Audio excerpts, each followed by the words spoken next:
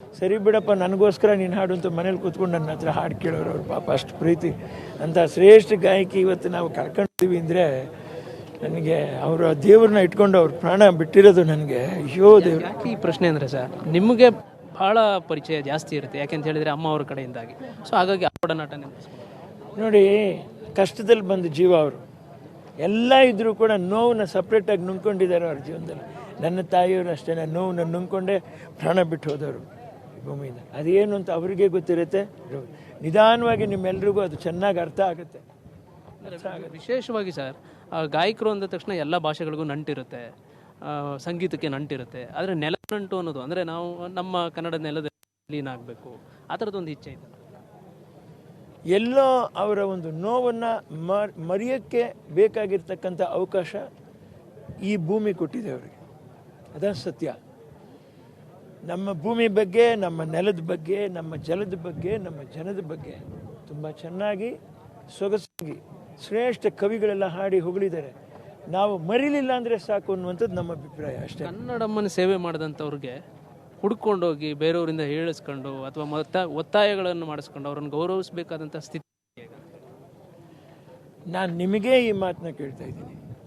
ನಿಮ್ಮಿಂದ ಇದು ಸಾಧ್ಯ. ನೀವು ಮಾತಾಡಿ, ನೀವು ಗೆಲ್ಲಿಸಿ, ನೀವು ಕೊಡ್ಬೇಕು. ನಾನು ಹೆಸರುಗಳನ್ನ ಹೇಳಿದ್ದೀನಿ. ನನ್ನ ತಾಯಿಯವ್ರಿಗೆ ಏನು ಕೊಟ್ಟರು ಮಾಡಿದ್ರು ಅನ್ನೋದು ನಾನು ಮಾತಾಡ್ತಾ ಇಲ್ಲ. ಇವರಿಗೆಲ್ಲ ದಯವಿಟ್ಟು ಕೊಡ್ರಿ, ಅದು ಶ್ರೇಷ್ಠ ಅಂತ ನಾನು ಹೇಳ್ತಾ ಇದ್ದೀನಿ. ಅಂದರೆ ಇತ್ತೀಚಿನ ಬೆಳವಣಿಗೆಗಳು ಆ ಥರ ಕಾಣಿಸ್ತಾ ಇದೆ. ಈಗ ಚಿತ್ರರಂಗನೇ ನೋಡ್ಬೋದು, ಬೇರೆ ಬೇರೆ ಕ್ಷೇತ್ರಗಳನ್ನು ನೋಡ್ಬೋದು. ಗೌರವಿಸಬೇಕಾದಂಥವ್ರನ್ನ ಗೌರವಯುತವಾಗಿ ನಡೆಸ್ಕೊಳ್ಳೋವಂಥ ಒಂದು ಪ್ರವೃತ್ತಿ ಇಲ್ಲದಂತಾಗಿದೆ. ಹೌದು. ಮೊನ್ನೆ ಯಾವುದು ವಾಹಿನಿನಲ್ಲಿ ನಾನು ನೋಡ್ತಾ ಇದ್ದೀನಿ, ಯಾವುದೋ ಡಾಕ್ಟ್ರು ತುಂಬ ಸೇವೆ ಮಾಡಿದ್ದಾರೆ, ಅವ್ರಿಗೆ ಕರೆದು ಪ್ರಶಸ್ತಿ ವಾಹಿನಿನೇ ಕೊಟ್ಟಿದೆ. ಸೊ ಇಂಥದ್ದನ್ನೆಲ್ಲ ಗಮನಿಸಿ ಸರ್ಕಾರನೂ ಮಾಡಬೇಕು, ಮಾಡ್ತಾ ಇದೆ. ಅದನ್ನು ಅವರಿಗೆ ಮುಟ್ಟಿಸ್ತಕ್ಕಂಥ ವಿಷಯ ವಾಹಿನಿಗಳು ಮಾಡಬೇಕು. ಯೂನಿವರ್ಸಿಟಿಯಲ್ಲಿ ಇವ್ರದ್ದು ಏನು ಸಂಗೀತ ವಿಶ್ವವಿದ್ಯಾನಿಲಯಗಳಿದ್ದಾವೆ, ಆ ಮೂಲಕನಾದರೂ ಎಷ್ಟು ಜನಕ್ಕೆ ಅವರನ್ನು ನೆನಪಿಸ್ಕೊಳ್ಬೇಕು. ಅವ್ರು ಹಾಡಿರೋ ಹಾಡುಗಳನ್ನು ಪರಿಶುದ್ಧವಾಗಿ ಪರಿಪಕ್ವವಾಗಿ ಹಾಡ್ತಕ್ಕಂಥವ್ರು ಬರಬೇಕು. ಮತ್ತು ಅವರ ಇದನ್ನು ಜನಗಳಿಗೆ ನಾವು ಪರಿಚಯ ಮಾಡ್ದಂಗೆ ಆಗುತ್ತೆ.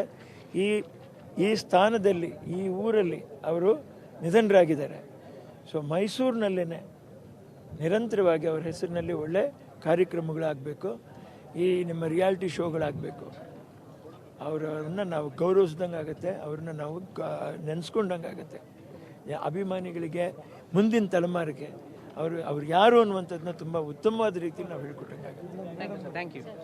ಇದು ಹಿರಿಯ ನಟ ವಿನೋದ್ ರಾಜ್ ಅವರ ಮಾತುಗಳು. ಕ್ಯಾಮ್ರಾ ಪರ್ಸನ್ ಸಿದ್ದು ಜೊತೆ ಪುನೀತ್, TV5 ಮೈಸೂರು.